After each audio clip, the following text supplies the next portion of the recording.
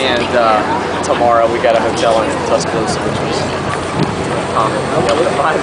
R-I-N Andrews, A-N-D-R-E-W-S. All right, prediction for this game after doing your homework, who you think will win, final score? I hope it'll be a really good game. I'm not going to give my prediction. The internet is just too rough on people. No. I actually think Alabama may pull this one out, but I would not be surprised if LSU wins it all. This is a game that in the end, I just want it to be a great game. We saw an unbelievable matchup last week, USC-Stanford, 3 overtimes, and as soon as we walked out of the Coliseum last week, all I could say to myself is just I hope that next week in Tuscaloosa, this game is just as good. Talk about yours. How big is it?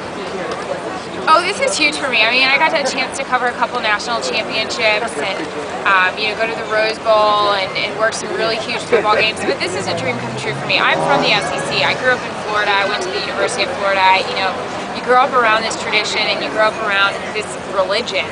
And I think it's so exciting for the conference to be on this stage during a regular season, and I'm so excited to be here. I'm very bummed out because I'm a big daddy's girl and I'm in the industry because of my dad, and I want him on the sidelines with me at this game so bad, but he's got a bad back, so he's jealous of all the stories I'm telling him. Erin, talk about the hype that surrounds this game.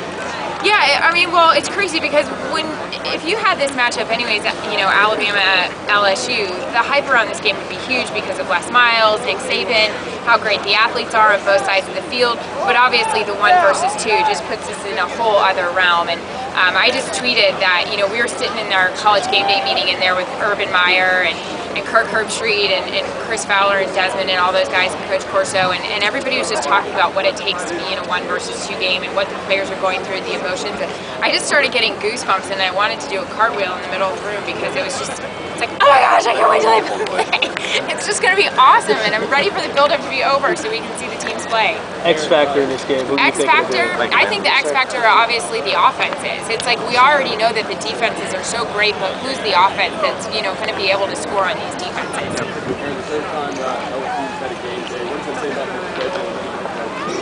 Well, I mean, LSU has been the team this year. I mean, and especially what they've done on the road versus ranked opponents. I mean, what we saw versus the Ducks this year really set the tone for the season and how they were going to play. They dominated West Virginia.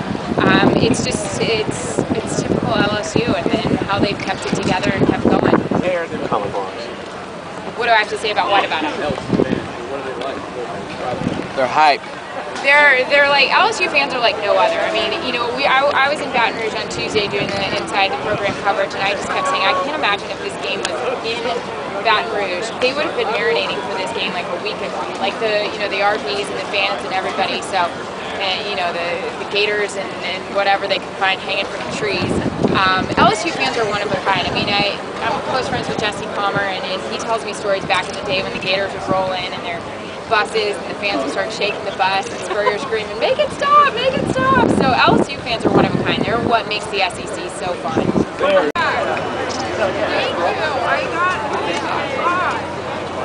I got oh, it's crazy.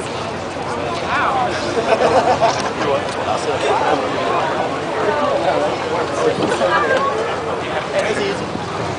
I really want Yeah, I got a webcast right there.